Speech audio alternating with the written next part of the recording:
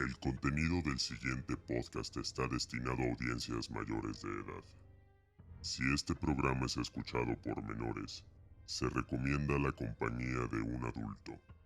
Las historias aquí narradas serán reales hasta que se demuestre lo contrario. Son las 3:33 de la mañana.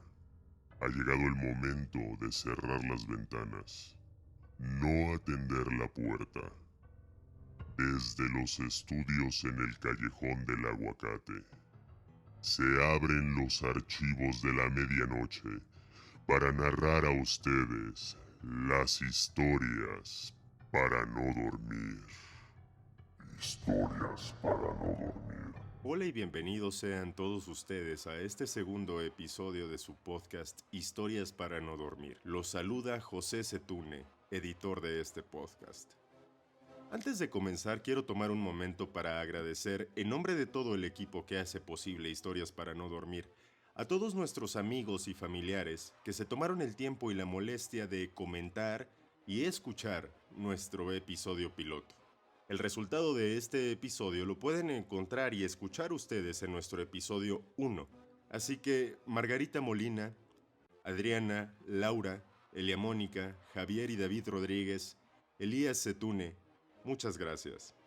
Agradezco y valoro mucho todos los atinados comentarios y sugerencias que nos hicieron Enrique y Ana Paula Siqueiros, Elizabeth Peñalosa, Mariana Cardoso, quien hasta Brasil le mandamos un cálido y sincero obrigado, Arturo Jaramillo, Francisco Oliveros y hasta Ecuador, nuestro amigo Temi Mantilla. Sus comentarios y observaciones técnicas fueron fundamentales para el logro de este podcast. También nuestro amigo Chris Charpov, quien nos regala la nueva imagen de Historias para no dormir. Imagen que pueden ustedes ver ya en todas nuestras plataformas en redes sociales, como en nuestro sitio web. En unos momentos les recordaré dónde pueden encontrarnos.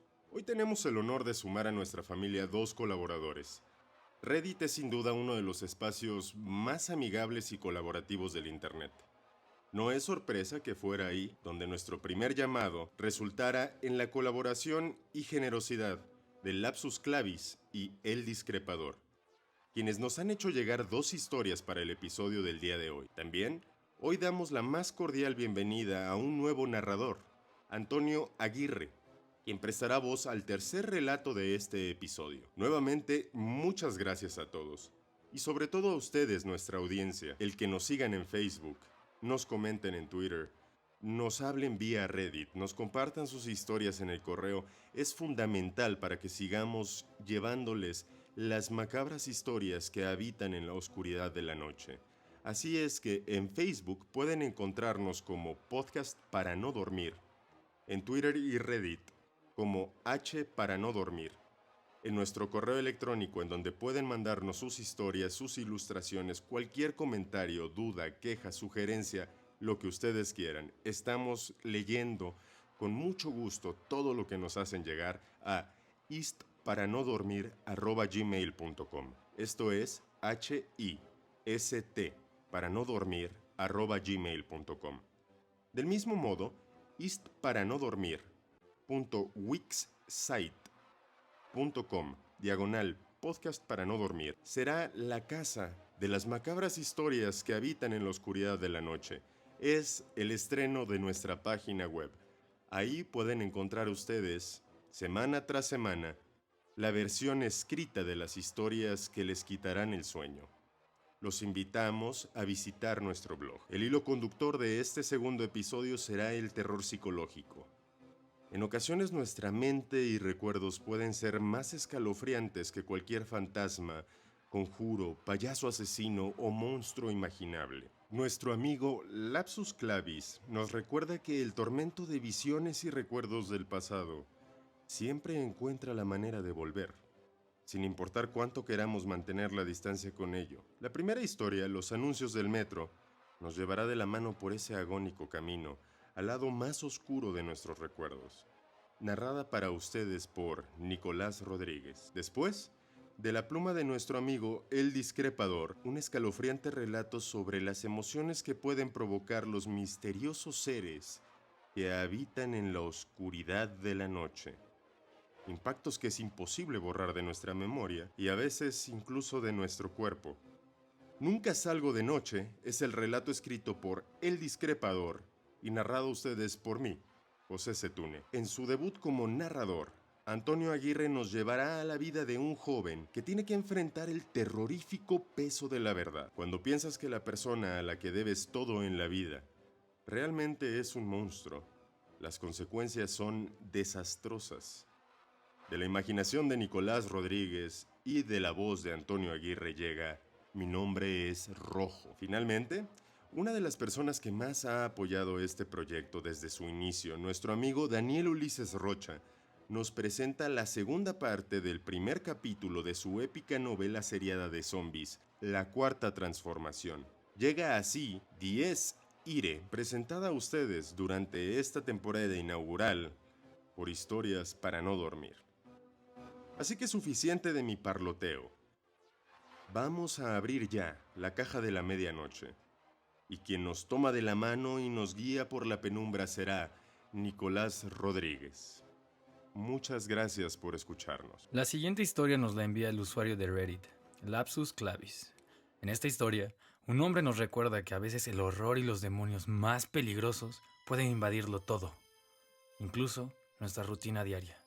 Anuncios del metro, narrada por Nicolás Rodríguez y escrita por Lapsus Clavis.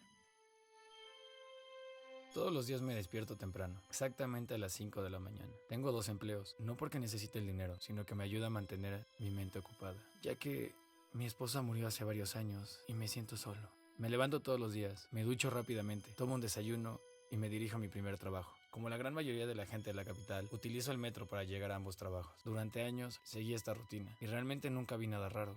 A veces alguna pelea o altercado, un suicidio de alguna persona aventándose a las vías. Incluso vi cómo alguien cayó fulminado de un infarto una vez, pero nada tan atípico ni tan raro como lo que me sucedió.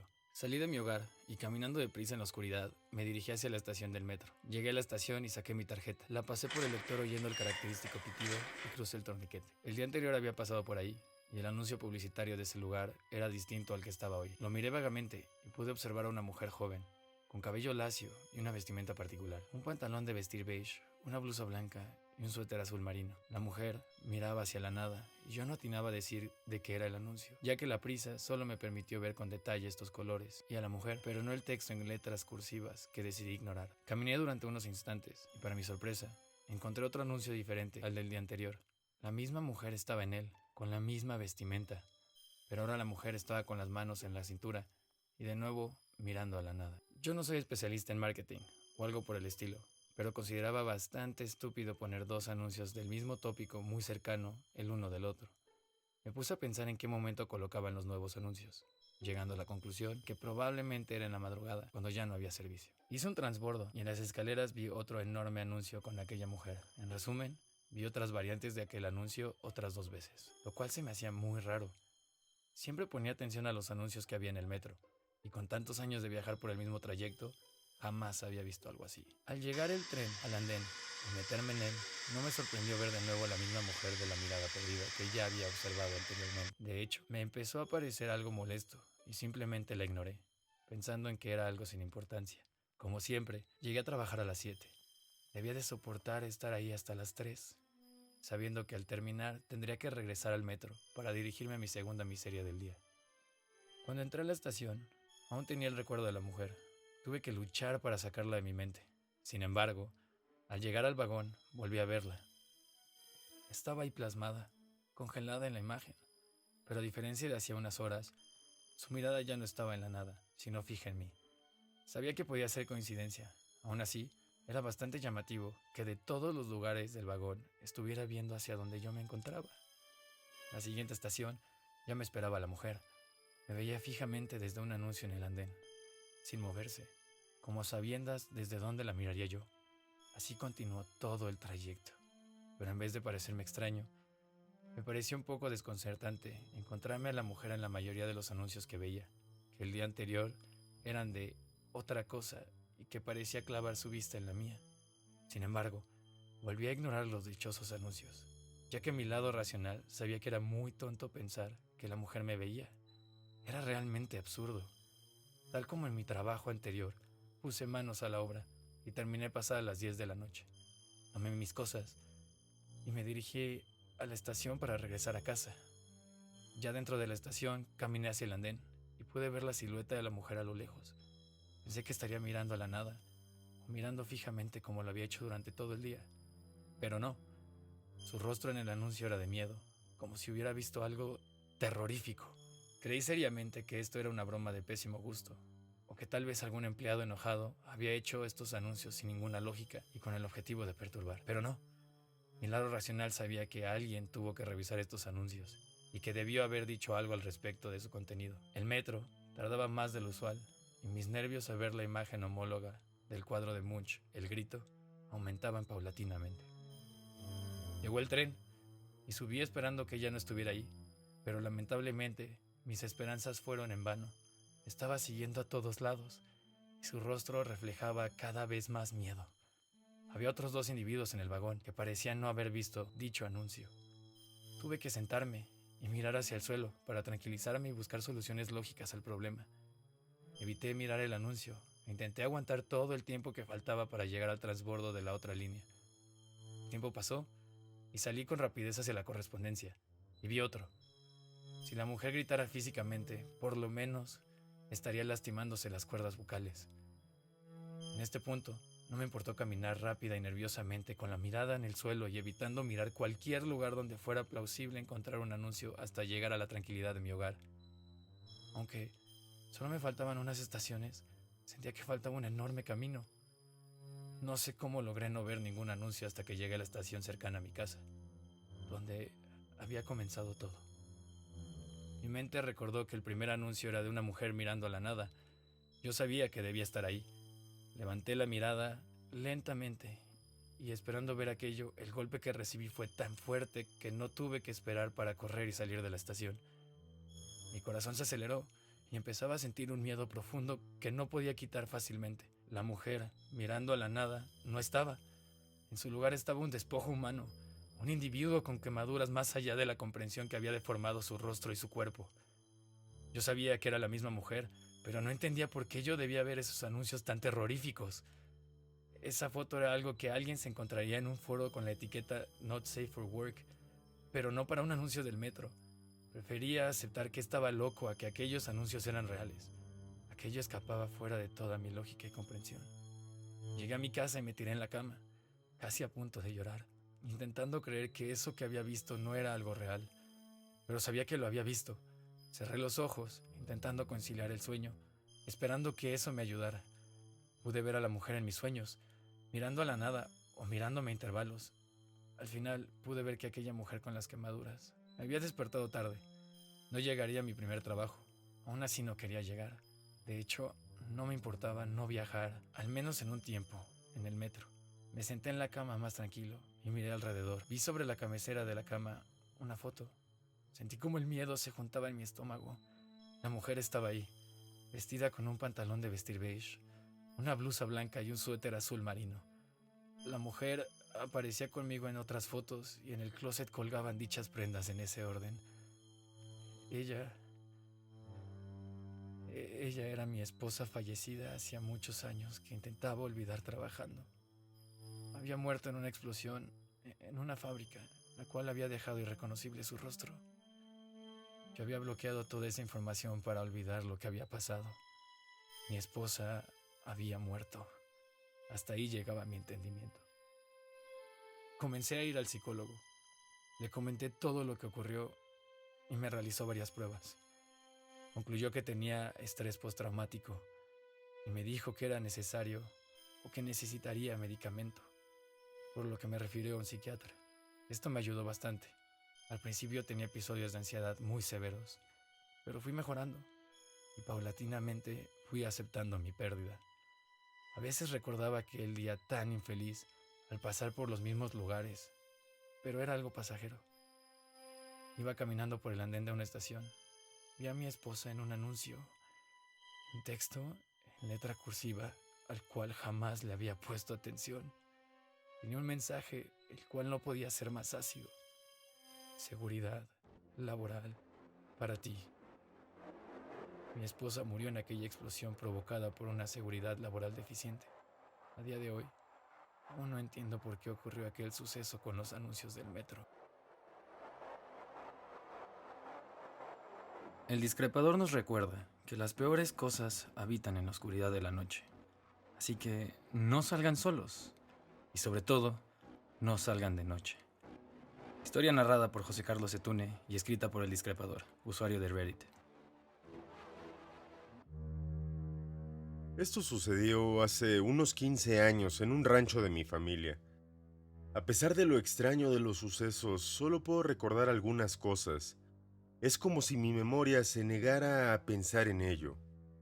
Sucedió un martes después de varios días de sonidos extraños provenientes del campo.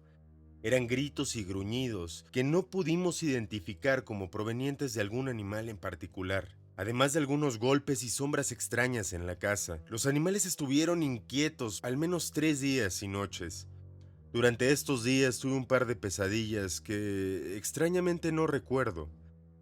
Solo recuerdo la sensación de miedo y la incertidumbre a la nada. El martes a mediodía, los peones me comunicaron que 3 ovejas habían desaparecido de sus corrales.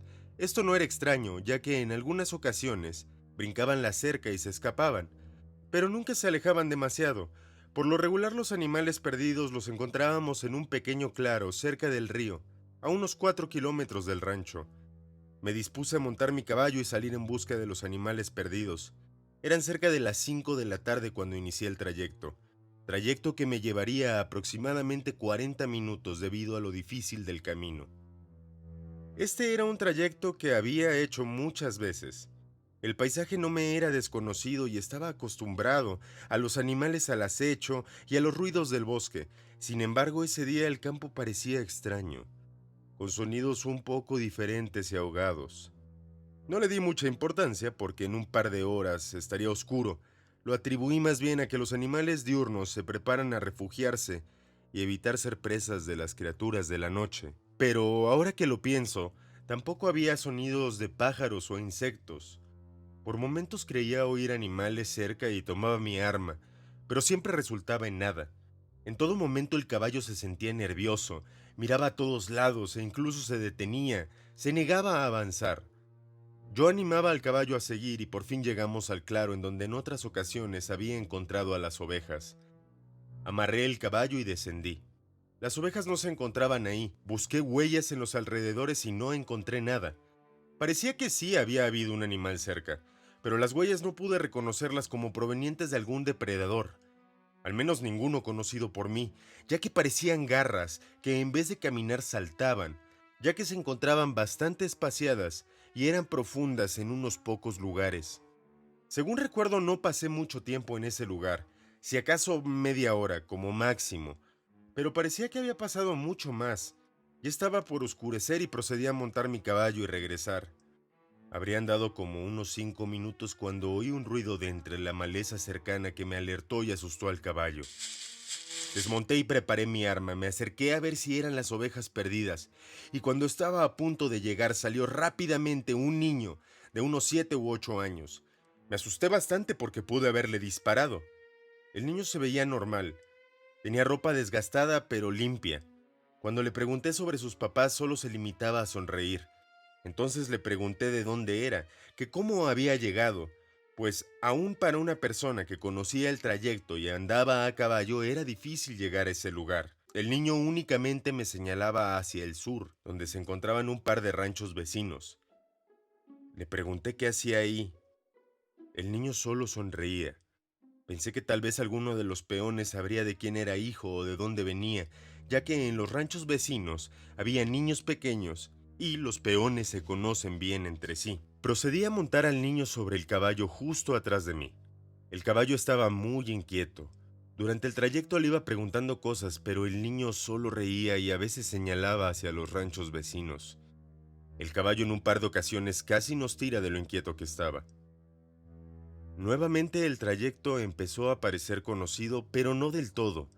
Los árboles parecían más grandes e incluso más oscuros a pesar de que había luna llena aquella noche. No se oía ni un solo insecto o ave. Después de un rato el caballo incluso ya no parecía inquieto.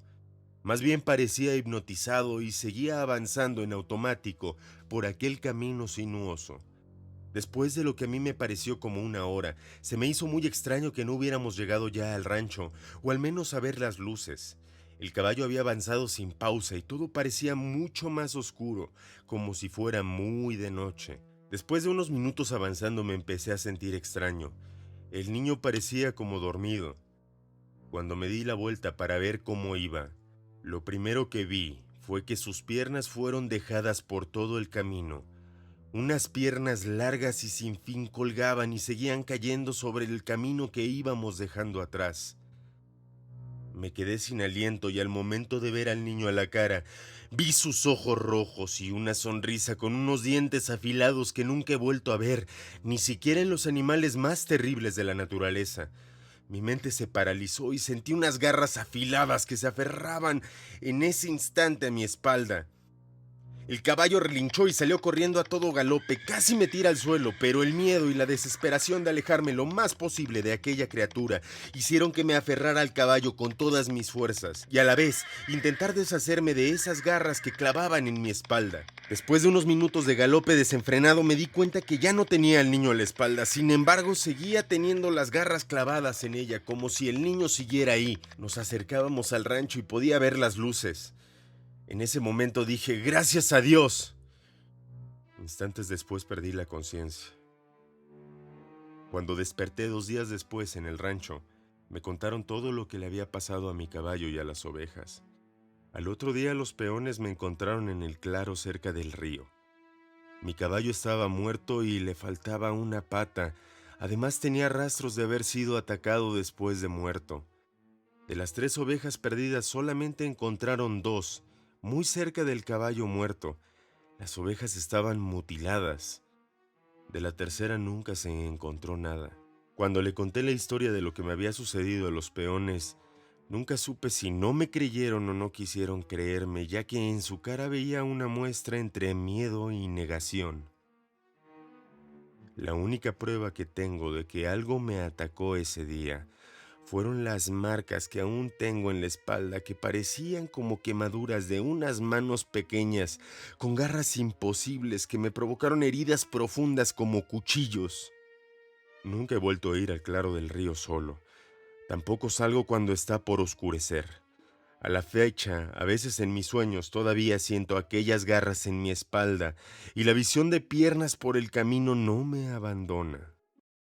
El mundo puede ser un lugar frío y solitario. Para nuestra fortuna, no siempre es así. En nuestro camino por la vida nos encontramos con ángeles, amigos, familiares. Pero, ¿qué pasa si el ángel que nos encuentra se asemeja más a Lucifer? Mi nombre es Rojo, escrita por Nicolás Rodríguez y narrada, debutando con Historias para no dormir, Juan Antonio Aguirre. Me llamo Rojo. Y no es por la novela de Panook como creen mis profesores. Tampoco por decisión propia, ni por mis padres. De hecho, no conozco a mis padres. No sé sus nombres ni cómo se ven. Me han enseñado que no eran nadie, y que la persona que ahora es mi tutor me encontró en un callejón rodeado de basura detrás de un teatro. Rojo por la manta que me rodeaba, por la manta que era mi única compañía. Es cierto, mi tutor no tiene afecto alguno hacia mí, sino que me tomó como su deber social. Siendo él una persona conocida por la prole de esta ciudad, pensó que si me ponía bajo su protección ganaría aún más fama. Una persona rica y reconocida adoptando a un don nadie, que bien sus padres podrían ser drogadictos o criminales, le sentaría de maravilla. Si soy honesto, sí tengo cierto afecto hacia él, sin importar cuántos apodos me ponga, ni qué tan duro me golpee. Siempre le hago caso, siempre sonrío ante las cámaras y recito lo buen padre y tutor que es, y como sin él, yo tendría la misma suerte que la de mis padres. Supongo que eventualmente lo creí, y aún lo creo. Sin importar qué tan felices vea a otros niños con sus padres, sé que nadie es tan bueno y tan dadivoso como mi tutor, pues me ha puesto en los mejores colegios, me ha dado alimento, cobijo y una oportunidad de no morir rodeado de basura. Casi no hablamos, y cada vez que lo hago, tengo que levantar la mano, o esperar a que él me dé la palabra. Si no, recibo una bofetada si bien me va. Pero aún así, puedo ver que cada vez que me golpea, hay algo en sus ojos. No arrepentimiento, pero un aire de felicidad. Al principio me costó trabajo entender por qué. Y ahora sé que es porque me quiere ver convertido en alguien mejor, y eso le genera orgullo. A nadie nunca le importaron mis padres, ni mucho menos a mí. ¿Por qué debería de importarme gente que me dejó a la deriva, hambriento y a mi suerte teniendo apenas 3 años? Realmente a nadie le importé. Nunca nadie se tomó la molestia de buscarme, ni nadie me reclamó. Por lo tanto, ¿por qué debería yo preocuparme en reclamarlos o buscarlos? Si yo a ellos no les importé, ellos tampoco a mí. Mi vida es normal, o dentro de los parámetros de lo normal. Atiendo a una buena escuela, tomo clases de viola, practico francés y todo va en orden. Mantengo buenas calificaciones y me alejo de problemas, ya que me da miedo que mi tutor se entere y me vaya peor. Rectifico, no es temor, es respeto a honrar la idea que mi tutor tiene de mí. Lo único que me molesta últimamente es que desde hace un par de días veo más seguido a una mujer detrás de mí. Es cierto, como protegido de alguien poderoso, tengo guardaespaldas todo el tiempo, pero aún así, parece que estos no la ven, solo yo. Nunca he querido decir nada al respecto, por miedo de que le hagan daño a la mujer, que a lo mucho ha de tener unos 35 años. Un día llegando a la escuela, un compañero me ofreció un pedazo de papel. Me dijo que una mujer joven y bella quería que yo lo tuviese. Gran idea si me lo preguntan. En la escuela tengo espacio libre. En la escuela solo tengo que no meterme en problemas, y fuera de eso soy libre. Aprendo lo que quiero, respondo lo que quiero, y no necesito que gente me diga realmente cómo comportarme. Le pregunté si la mujer le había dicho más cosas. Él negó, y me dijo que solo le había ofrecido un beso en la mejilla en intercambio porque él me entregase la carta. La carta olía a flores, pero fuera de eso, era un papel normal que alguien arrancó de una libreta cualquiera. La carta tenía una caligrafía hermosa, pensé. Dentro escribía que ella sabía que era difícil confiar en extraños, pero me suplicaba que cuando estuviera solo en casa, visitara el link escrito en la hoja. Inscrito también se encontraba un usuario y una contraseña. No sé si es buena idea entrar a esa página. A final de cuentas, todos sabían quién era yo. Y más importante aún, quién era mi tutor. Esto es una broma, pensé. Seguramente mis compañeros quieren que vea algo desagradable o alguien quiere molestar a mi tutor. Esto último era gravísimo, y sobre todo si él se enteraba. La última vez que alguien intentó acercarse a él a través de mí, me enteré que al pobre periodista le rompieron más de 7 costillas y que no volvió a usar su mano derecha. Obviamente, nadie culpó a mi tutor, ni lo culparán, pero yo sé que no fue realmente un accidente de tráfico, sino los matones de mi tutor. La curiosidad pudo más que yo, además de que me encuentro en plena pubertad, entonces moría de ganas de saber más de esa chica. Quizá en el link había fotos de ella, o información con la cual me sería más sencillo acercarme a ella. Sé que suena mal, pero no sería la primera vez que una mujer se me acerca para llegar a mi tutor, ya sea por fines laborales o mero interés. Era pasado medianoche, y me aseguré de que todos en la casa estuvieran dormidos. Después abrí mi computadora y metí el link en mi buscador. Lo que apareció fue una página mal diseñada, sin colores ni imágenes de la chica, solo un texto que me ordenaba descargar un VPN para continuar en el sitio. Al hacerlo, apareció otro texto que me aseguraba que todo lo que sabía hasta ahora de mí y del mundo estaba mal. Que mi amado tutor no era más que una farsa y un sujeto que de ninguna manera tenía que llegar a su meta en convertirse en líder del país. No sería la primera vez que leo que mi tutor era malo, pero estoy seguro de que no es el caso. A veces la gente se siente celosa y quiere dañar a mi tutor, pero no hace nada más que ayudar a otros pobres como yo. Pensé que lo mejor era acabar de leer y eliminar el sitio para que nadie pudiera dar con él, y mucho menos mi tutor o alguno de sus empleados. El texto en general me decía lo que todo mundo ya alguna vez me había dicho, de cómo mi tutor ganó dinero y poder al estafar y engañar a la gente pobre. Además, mencionaba que mi tutor venía de un barrio muy pobre y que desde pequeño había sido un matón. Pero repito, esto es algo sabido, y mi tutor se ha disculpado varias veces sobre el tema. Al final del texto, encontré algo que hizo que se me erizara el pelo y que mis piernas no parasen de temblar. Al final de la página había otro link donde al parecer encontraría un video que mi madre o una mujer que se autodenominaba mi madre me había dejado. Mi madre. Desde hace años No pensaba que alguien en algún momento fue mi madre. De hecho, nunca le he dado ese nombre a nadie. Metí el usuario y la contraseña y se abrió. En el video había una mujer que tenía ciertos rasgos parecidos a los míos, que al verla se activó algo en mi memoria que hasta ahora no puedo describir. Pero después de activarse no pude parar de llorar. Las lágrimas salían a voluntad propia y no podía pararlas. Ella decía que me amaba y que este video se lo dejaba a la periodista oculta del Partido Comunista donde ella y papá trabajaban. Mi madre, o la que decía ser mi madre, se llamaba Ana, y con voz entrecortada y lágrimas deslizándose desde sus mejillas, me decía que el partido había sufrido en las últimas semanas muchos asesinatos o atentados que la policía se negaba a investigar. Entonces el partido decidió contratar a la periodista que me daría este video.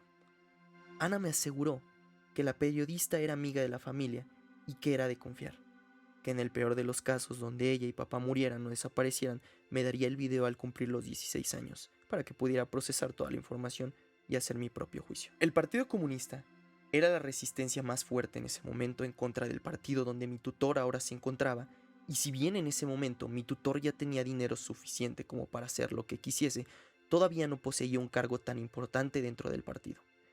En ese partido uno avanza hasta llegar al líder, al hacer ciertos actos en favor de conservar el favoritismo del pueblo y al asegurar la continuación del poder político.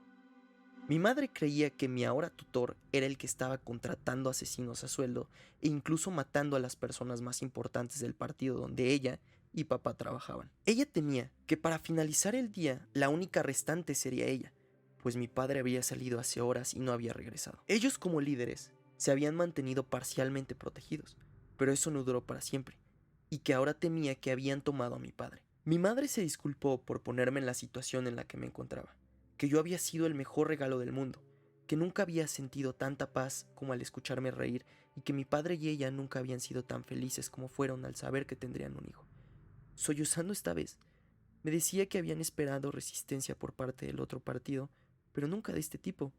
No contaban con asesinatos en serie, ni que la policía sería tan inútil, ni comprada de manera tan vulgar por mi tutor. Al acabar de decir esto, se tomó su tiempo para calmarse, cogió la cámara y riendo dijo que posiblemente no le creería en ese momento. Se levantó de la silla y salió del cuarto donde estaba. Caminó por menos de un minuto hasta que llegó a una puerta que decía Andrés. Entró y justo allí en el medio del cuarto había una cama donde un niño pequeño dormía. Se acercó mi madre lentamente, besó la frente y me mostró el lunar que tengo justo en la mejilla izquierda. Mis manos no dejaban de temblar. Todo lo que creía hasta ahora y todo lo que había vivido era una mentira. Quería huir, quería parar de llorar, quería encontrar a mi madre. El video no se detuvo ahí. Mi madre escondió la cámara en lo que parecía un librero cubriéndolo con un pañuelo que era lo suficientemente delgado como para que se pudiesen distinguir figuras. Dejó la cámara, me puso en sus brazos y comenzó a cantarme. Me cantaba y me mecía. Sé que no podía ver su cara más, pero sabía que estaba sonriendo. No sé si mi madre esperaba que en ese momento fueran por ella, y por eso me sostuvo en brazos como si fuera la última vez que me vería. Se escuchó un estruendo, y vi cómo mi madre se sobresaltó, pero no buscó refugio ni protección. Solo me mantuvo en sus manos y siguió cantando. Escuché los pasos pesados de un hombre que subía las escaleras rápido. Abrió la puerta. Mi madre solo le pidió que me dejara en paz, que apenas y tenía conciencia, que no recordaría y que fuera lo suficiente hombre para dejarme en paz. Entonces lo escuché. La voz de mi tutor, la voz con la que había crecido, diciendo que tenía razón, que él no planeaba solo matarla como lo hizo con mi padre, sino que haría que ni siquiera me acordase de ellos. Los extinguiría de todo, todos y de lo más importante para ellos, de su propio hijo. Los va a aborrecer, los va a odiar por dejarlo solo y abandonado. De eso me ocupo yo, dijo mi tutor. En eso pude ver la sombra de un cuchillo, un objeto afilado que se dirigía a la espalda de mi madre que trataba de protegerme. Vi que el cuchillo salió y entró del cuerpo de mi madre por lo menos unas 15 veces. Ella no gritó, no lloró, solo me mantuvo abrazado. Después de unos minutos vi a mi tutor forcejeando con el cuerpo de mi madre para dejarme ir. Mi madre, incluso muerta, me aferró y fue hasta después de varios intentos que me soltó. Empecé a llorar y por un hueco del pañuelo pude distinguir pude ver lo que yo pensaba era una manta, con lo que me cubrió mi madre. Una toalla roja con la sangre de mi madre que dio cada gota dentro de sí para no dejarme ir. La cámara sigue prendida, pero al parecer editaron el video porque se corta de la nada, y lo siguiente que veo es a la mujer que me persiguió todos estos días. Me preguntaba qué quería hacer con esa información, que esta información era suficiente como para exponer a mi tutor y a todo el partido. Con este video que hizo mi madre más la información que ella había hasta ese punto recabado, era plausible el arresto de todas las personas involucradas con los asesinatos, pero lo más importante es que cumpliera el último deseo de mi madre, que yo viera el video a los 16 y yo eligiera. Seguido aparece un número de teléfono que seguramente es el de la periodista y un mensaje que dicta: ¿ya tienes una decisión? Y el video acaba. Mi nombre era Rojo, pero ahora sé que el bastardo me ha dado ese nombre pues le parecía una última y gran broma. Las ideas y los sentimientos que me envuelven son demasiados para saber qué hacer. Quiero ir a la cocina, tomar un cuchillo y cortarle el cuello mientras duerme en la habitación frente a la mía, pero sé que no pasaría a sus guardias. Quiero envenenarlo, quiero verlo sufrir porque sé que a diferencia de lo que todo el mundo me ha dicho, alguien en algún momento me amó. Dejaré de escribir. Tengo que hacer una llamada. Bienvenidos a la Cuarta Transformación. Historia escrita por Daniel Ulises Rocha y presentada por Historias para no dormir. Mario tomó el avión en el aeropuerto de Praga Václav Havel. Llevaba un maletín negro con un contenido empresarial perfectamente ordenado, cuasi trastorno obsesivo compulsivo. Ayudó a una señora con una maleta. Mario era alto, moreno. Le gustaba tocar el saxofón, planear todo con anticipación, comparar precios, nunca salirse del plan establecido. De chico, era de esos que cuidaban no salirse del contorno al colorear un elefante de su libro Colorcitos 1. Asiento al pasillo por si le urgía ir al baño. La señora de la maleta lo miraba como a un hijo. Mario se arrepintió de haberle ayudado. Vestía una cazadora roja con capucha y unos pantalones negros. Comprobó la hora en su electrónico. Sería un largo vuelo. Cerró los ojos y pensó en Paulina. Luego, en qué le diría a su jefe y finalmente en la mejor posición para dormir. Sonaba una fuga de baja en su cabeza. El avión despegó sin contratiempos. Junto a Mario había una madre y un niño. Rubios los dos. Hablaban alemán. La madre le ofrecía al niño un recipiente con comida. Mario no pudo evitar pensar en aquella escena en la que Hannibal Lecter ofrece sesos a un infante curioso. Guten Abend, meine Damen und Herren. Ich, Captain Andreas Lubitz, spricht zu Ihnen. Willkommen zum Flug der Lufthansa 666 Richtung Mexiko-Stand. Wir werden in einhören von 30.000 Fuß fliegen und den Atlantik überqueren. Die ungefähre Dauer des Fluges beträgt 12 Stunden und 30 Minuten. Buenas noches, damas y caballeros. Les habla el capitán Andreas Lubitz. Bienvenidos a su vuelo de Lufthansa 666 con destino a la Ciudad de México. Estaremos viajando a una altitud de 33.000 pies y cruzaremos el Océano Atlántico. Les deseamos un buen viaje. Gracias. Crew, bitte Slides bauen. Y luego Mario pensó en Dios. Aquella ocasión, todo mundo pensó en Dios. Porque ese día Dios dejó de ser ese observador invisible que muchos afirmaban era un invento del hombre. Y habló todos los idiomas. En todo el mundo, en todas las cabezas, en todas las mentes. Habló cosas divinas. Cosas terrestres. Habló el idioma de los oprimidos y de los opresores. El Dios universal, ese que se había revelado a todo un pueblo en el monte Sinaí hacía tantos siglos atrás que su existencia poco a poco se convirtió en duda. Nadie sabe por qué habló. Algunos académicos, pocos días después del incidente, especularon que se trataba de un enojo olvidado en contra de la humanidad. Pero lo cierto es que pretender elucidar los pensamientos divinos es imposible. Dios es imprevisible. Toda la humanidad escuchó su voz y el recuento de sus pecados. Y desde aquella noche el mundo se puso de cabeza porque quedó claro que la mano de Dios lo manejaba. Mario escuchó la palabra. Sus pensamientos se llenaron de luz y de miedo. Una voz líquida, una voz de viento, una voz con olor a fuego.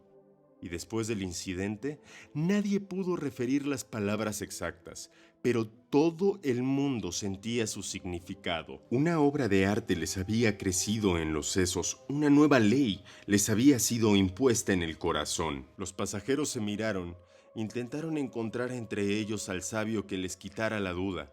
No lo hallaron. Mario vio al niño inmóvil a su lado. Estaba muerto. La madre comenzó a gritar y 2 filas atrás otro grito, y otro, y otro. Efecto dominó. La voz del piloto resonó. Es scheint, dass wir technischen Probleme haben. Wir werden eine Notlandung am Flughafen in Berlin machen. Bitte bleib ruhig. Iremos al aeropuerto de Berlín. Todos mantengan la calma. La gente moría como módulos de un adivina quién macabro. Al azar, sin sentido alguno, al menos incomprensible para la mente humana. Mario nunca había visto nada igual. La gente se desplomaba. Pronto se halló a sí mismo rezando por no ser el siguiente. La señora de la maleta se aferraba a su Biblia. Murió después de un joven con anteojos. Quedaban 13 personas cuando el piloto falleció, 10 cuando lo hizo el copiloto. El avión iba en picada, a pocos kilómetros del aeropuerto de Berlín. Mascarillas de oxígeno. 9 personas aferradas a los asientos con su último aliento de vida. Mario lloraba, sabía que moriría, no había otra posibilidad. Pensó en su familia, en su vida, en sus padres, en sus sueños moribundos. Pensó en Paulina. El avión se estrelló en Alexanderplatz. Mario murió con Paulina en la mente, con una lágrima en la mejilla. Lo último que sintió fue cómo su cabeza se desprendió del cuello. La muerte sí está cuando nosotros estamos. Agazapada en un puesto de avanzada sobre un árbol, Mariela con unos binoculares presenció todos los sucesos acontecidos en el hotel de paso. Excepto, por supuesto, el baile erótico de Azarel y el posterior intercambio de pieles. Se quedó toda la noche sobre el árbol. Tenía órdenes precisas. Escuchó la detonación que fulminó a Azarel en la puerta de emergencia. Vio al tipo de la Harley desaparecer en la carretera. Dejó caer una piedra. Las marionetas del árbol no se movieron. Era uno de esos días sin hambre. Mariela sabía que la muerte por asesinato ya no era tan común en aquellos días. No desde que Dios se rebeló ante el mundo. Solo Él tenía el monopolio del asesinato. La víctima, sin importar cuánta mutilación pudiera recibir, solo moría si esto era agradable a los ojos de Dios. Regresar a la vida resultaba bastante doloroso. Con la muerte negada, el dolor se propagaba. Además, siempre estaba la posibilidad de convertirse en una marioneta, pues nunca se encontró el factor decisivo para determinar cómo Dios elegía a sus títeres. Mariela pensó en las marionetas, en sus movimientos, en el crujir de sus dientes. Enfermedad dies irae. DID, por sus siglas en inglés. Puro voluntarismo divino. Si Dios quiere, todo sucede. Miró por los binoculares. Azarel estaba tendida en el piso. Esperó un tiempo por si se convertía en una marioneta. En asuntos divinos hay que tener paciencia. Bajó del árbol. Azarel no era agradable a los ojos de Dios. La muerte le fue negada y agonizaba sin poder morir con la mitad de los sesos de fuera. Ya no era hermosa para ningún canon de belleza, al menos no en el exterior. La bala le destrozó la vanidad y la frente. Las marionetas inmóviles a su alrededor parecían maniquíes extraídos de una tienda de disfraces. Mariela tomó la mano de Azarel, la apretó con fuerza, vendó su cabeza y le dijo al oído: «Todo estará bien, te llevaré con ella». El viento soplaba a las afueras, el olor a quemado contaminaba la atmósfera. Pronto se escuchó el motor de un Mercedes-Benz y se vio alejarse en dirección contraria al tipo de la Harley. El pelo chino de Mariela se movía con el viento. Una mochila de provisiones en el asiento trasero. Una mujer sin sesos de copiloto. En la radio sonaba Bette Davis Eyes. La primera transformación fue el verbo divino, la palabra, La advertencia que nadie podía referir con exactitud. La segunda transformación, las muertes repentinas. El avionazo de Berlín no fue un suceso aislado. La noche del Verbo Divino, Jimena tenía sexo con su novio. Lo hicieron en el piso, luego en el baño, luego en la cama. Era una de esas ocasiones de celebración. La palabra divina les cortó el orgasmo. El novio de Jimena murió instantáneamente. Jimena gritó e intentó revivirlo. Visión poética. Una mujer desnuda lloraba sobre el pecho de su novio muerto durante el sexo. Una posmoderna pintura renacentista. A miles de kilómetros de distancia, en Berlín, Ángel también lloraba por su novio muerto. Dos historias sincronizadas sin ninguna relación. Las semejanzas eran idénticas. Suelo, baño, cama, voz divina, orgasmo, muerte. Jimena vivía en una zona acaudalada de Londres, Ángel en uno de esos edificios que construyó la República Democrática Alemana, cerca del río Spree. El departamento de Jimena tenía vista al Támesis. Los cuerpos de sus parejas yacían tiesos sobre la cama. Jimena vio el avionazo del Támesis. Ángel escuchó el estruendo del avionazo de Berlín. La Alexanderplatz no estaba muy lejos de la torre de televisión, de la cual no quedó nada. Jimena fue desalojada de su departamento 2 horas después por los pocos servicios de emergencias que quedaban. Ángel salió a la calle a pedir ayuda. Todo mundo pedía ayuda. Gente quemada por el avionazo gritaba desesperada. Alarmas de autos, muertes repentinas. Ángel se tiró de rodillas en medio de la calle a llorar. Jimena enmudeció a las afueras de un hospital. Ninguno de los dos había presenciado tanta desesperación. El caos ocasionado por la segunda transformación duró un mes. Las muertes no pararon. Los servicios de emergencia colapsaron poco a poco. Se cerraron todas las rutas aéreas, se prohibió andar en automóvil. Todos los templos divinos, sin importar la religión, estaban a reventar. De la familia real de Inglaterra, solo quedaba el rey. En Berlín se nombraron cerca de 7 cancilleres. Ángel y Jimena se comunicaron con sus familiares en México. Más noticias fúnebres. En la televisión se analizaba la Dies Irae, sin éxito de comprensión. Tardaron cerca de una semana en recibir los cuerpos de sus parejas antes de la cremación global obligatoria. Ángel entró a la morgue para despedirse. No era el único. Estuvo cerca de 10 minutos hablando con el difunto cuando escuchó un grito en uno de los compartimentos de la morgue. Había alguien vivo dentro, pensó. Llamó a seguridad, a los médicos, quienes le dijeron que imposible. Era imposible que hubiera un humano vivo en ese compartimento. Mario F., víctima del avionazo. Causa de muerte, decapitación. Pero todos se quedaron congelados cuando escucharon otro grito. Abrieron el compartimento y el milagro sucedió. Del cuerpo destrozado de Mario solo quedaba una cabeza parlante, agonizando, una cabeza viva. Ángel fue desalojado del hospital. Nada supo del destino del cuerpo de su novio. Así comenzó la tercera transformación. Los milagros por todo el mundo, gente curada, la negación de la muerte, la cabeza de Mario sometida a pruebas científicas en secreto.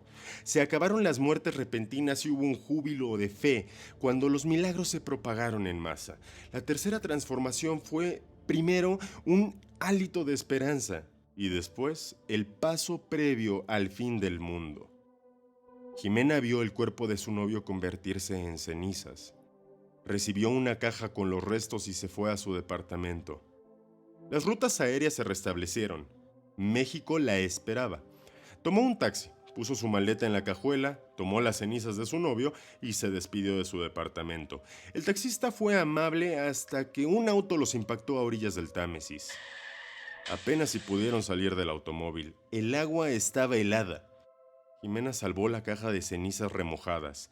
Cuando ayudó al taxista a salir del agua, ambos contemplaron lo imposible. Había gente devorando a otra gente en las aceras.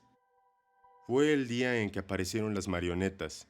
Jimena, asustada, dejó caer la caja de cenizas y su novio se regó por todo el asfalto. Si Dios quiere, sucede. De las cenizas comenzó a formarse un cuerpo. Huesos, nervios, venas, sangre, órganos, ojos, manos y boca. Lo imposible. De las cenizas volvió el novio de Jimena para devorarla. Jimena corrió a toda velocidad. Los militares pudieron salvarla. El taxista no tuvo tanta suerte. El novio de Jimena engullía sus tripas. Los militares intentaron barrer la ciudad. Londres había sido completamente invadida. Los pocos sobrevivientes fueron trasladados a Berlín, la única ciudad cercana lo suficientemente bien armada como para lograr sobrevivir. Jimena se sentó en la sala de espera de un centro médico. A su lado, Ángel susurraba dentro de una caja de cartón. La cabeza de Mario tenía un buen tema de conversación. Nuestro tiempo juntos ha llegado a su final. Queremos recordarles nuestros espacios en redes sociales. En Facebook, Podcast para no dormir. En Twitter y Reddit, H para no dormir. En nuestro correo electrónico, ist para no dormir. Esto es HIST para no dormir, @gmail.com. En nuestro sitio web, ist para no dormir, igual que el correo, HIST para no dormir.wixsite.com/podcast para no dormir. En el blog encontrarán semana a semana las versiones escritas de las historias que les quitarán el sueño. Queremos saber de ustedes, conocer sus historias, promover sus relatos. Por favor, háganoslos llegar a los medios antes anunciados. Nos vemos la próxima semana en una nueva emisión de estas sus historias para no dormir. Hasta aquí las historias para no dormir. Los esperamos la próxima semana. No olviden enviarnos las macabras historias que habitan en la oscuridad de la noche. Solamente así podremos seguir compartiendo las historias para no dormir. Historias para no dormir es una producción de Rocío Toral, Nicolás Rodríguez y José Setune, bajo una licencia de Creative Commons 2.0. Algunos derechos reservados.